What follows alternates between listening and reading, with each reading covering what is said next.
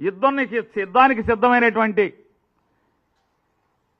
వ్యక్తుల్ని మానసిక స్థైర్యాన్ని చంపేవాడిని ఏమంటారు? శల్యుడు అంటారు. నవయుగ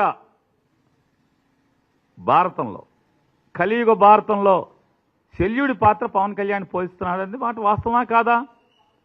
యుద్ధం చేస్తున్నట్టే అంటే యుద్ధానికి సిద్ధమైనటువంటి జన సైనికుల్ని నిర్వీర్యం చేస్తూ వాళ్ళ మానసిక స్థితిని చంపేస్తూ వాళ్ళ ధైర్యాన్ని చంపేస్తున్నటువంటి అండి ఇవాళ కలియుగ శల్యుడు నువ్వు.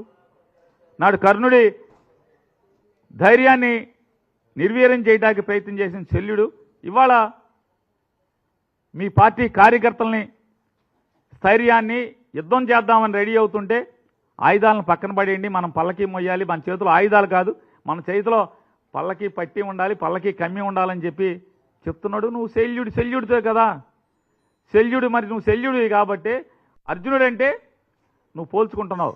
అర్జునుడికి శల్యుడికి పోల్చుకున్నప్పుడు నీకు బాధ కలుగుద్ది. ఆ బాధతో మాట్లాడేటువంటి మాటలు. అట్లాగే ఆ పక్కన కూర్చున్న అతను ఒకటి మాట్లాడతాడు.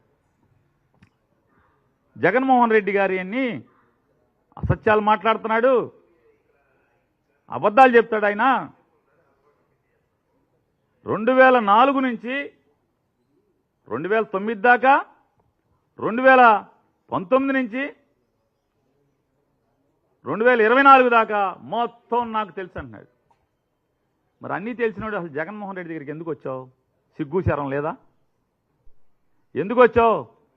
2014లో జగన్మోహన్ రెడ్డి గారి సింబల్ మీద ఆయన ఫోటో పెట్టుకుని ఎందుకు ఓట్లు అడిగావు?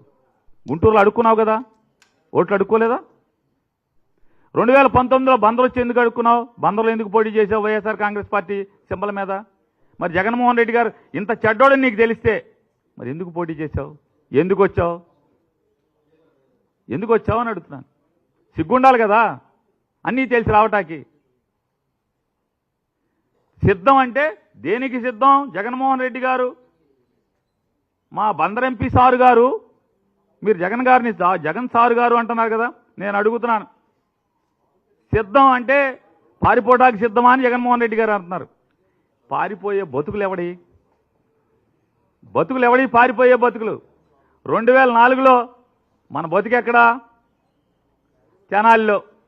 తెనాలి నుంచి 2009కి నరసరావుపేట పారిపోయింది ఎవరు? 2009 నుంచి మళ్ళీ 2014 వచ్చేప్పటికి నరసరావుపేట నుంచి గుంటూరు పారిపోయినవాడు ఎవడు? 2019కి వచ్చేప్పటికి మళ్ళీ గుంటూరులో కాకుండా గుంటూరు నుంచి బందరు పారిపోయినవాడు ఎవడు?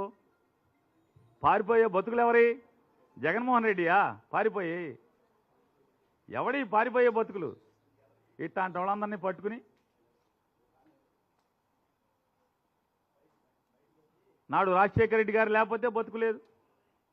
చనిపోయిన రాజశేఖర రెడ్డి గారి గురించి, కేవీపీ రామచంద్రరావు గురించి సాయంత్రం 8 తర్వాత ఢిల్లీలో ఏం మాట్లాడుతున్నావో కేవీపీ రామచంద్రరావు గారికి తెలియదు అనుకుంటున్నావా? ఎంత అసహ్యంగా జుగుప్సాకరంగా జగన్మోహన్ రెడ్డి గారి గురించి ఇవన్నీ మాట్లాడుతున్నావో ఎవరికి తెలియదు అనుకుంటావా? పవన్ కళ్యాణ్ గురించి ఏం మాట్లాడావో తెలీదా?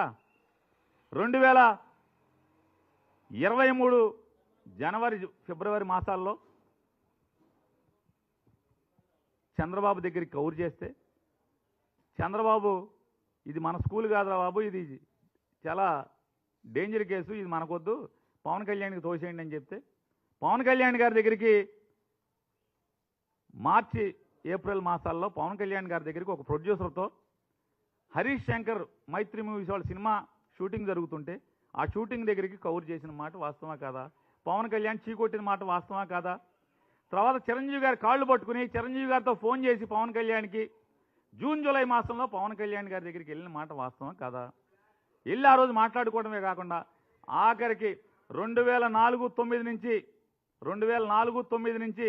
9 మధ్యలో ఇవాళ డయాస్ మీద పవన్ కళ్యాణ్ గారి పక్కన కూర్చున్నటువంటి నాదెండ్ల మనోహర్ గారు ఎంత కాల్చుకు తిన్నావు, ఎంత ఏడిపించావు, నాదెండ్ల మనోహర్ని ఎంత బజార్కి ఇచ్చి రచ్చ చేస్తే ఈ రోజుకి నాదెండ్ల మనోహర్ గారు నిజంగా నువ్వు కాళ్ళు పట్టుకుంటే కదా ఆయన కరిగింది.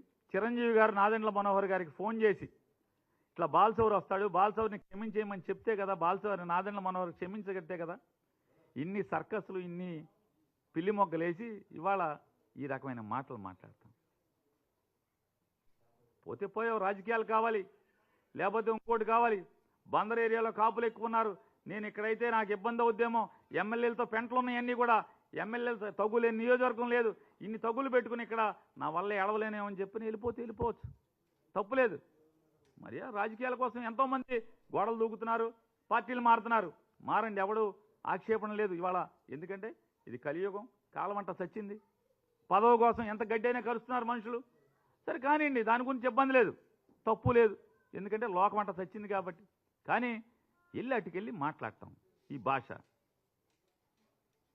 నిజంగా సిగ్గుశరం ఉన్నోళ్ళైతే ఎవడైనా నాదెండ్ల మనోహర్ కాళ్ళు పట్టుకుంటారు ఎవడైనా?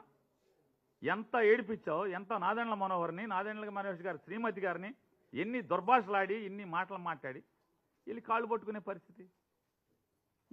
ఇంక జగన్మోహన్ రెడ్డి గారి జీవితం అంతా తెలుసంట, లోపల తెలుసంట, బయట తెలుసంట, ఒంటి మీద మచ్చలు తెలుసంట. ఏం పుట్టు మచ్చలు తెలుసు? మరి ఇన్ని తెలిసినోడు ఎందుకు పోటీ చేయాలి? వైఎస్ఆర్ కాంగ్రెస్ పార్టీ మీద 2 సార్లు ఎందుకు పోటీ చేశారు? ఇవాళ కాదు రేపుడికి పవన్ కళ్యాణ్కి కూడా ఖచ్చితంగా ఏంటో తెలుస్తుంది. ఈ అరువు జుట్టు ఎట్టుకుని, జుట్టు కూడా మంద కాదు కదా, ఎవడో జుట్టు కదా, జుట్టుతో సహా అరువు జుట్టులు తెచ్చుకుని ఈ అరువు పార్టీలు, అరువులు. ఈయనంటే జగన్మోహన్ రెడ్డి గారికి చెప్పాడని రాజధాని ఇక్కడే ఉంచుతామని అంటే ఊరు తిరిగాంట. ఏ ఊరు బాబు? అసలు 7 నియోజకవర్గాల్లో ఈ అంతమ్మ ఎన్ని ఊళ్ళు ఉన్నాయో చెప్పగలవా? వచ్చి ఇక్కడ ఉంచుని గబగబా మీడియా ముందు పాఠమాప చెప్పు. ఎన్ని ఊళ్ళు ఉన్నాయి? ఏ ఊళ్ళో సర్పంచ్ ఎవడు? ఏ ఊళ్ళో ఎంపీటీసీ ఎవడు? ఏ ఊళ్ళో ఎంపీపీ ఎవడు? అసలు మా బందర్లో కార్పొరేటర్లు ఎవడు పోటీ చేశాడు? ఎవడు గెలిచాడు? ఎవరికైనా ఓటు అడిగామా?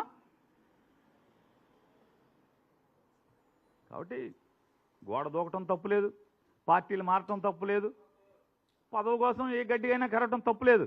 కానీ ఈ రకంగా ఆశ్రమం ఇచ్చిన వాడిని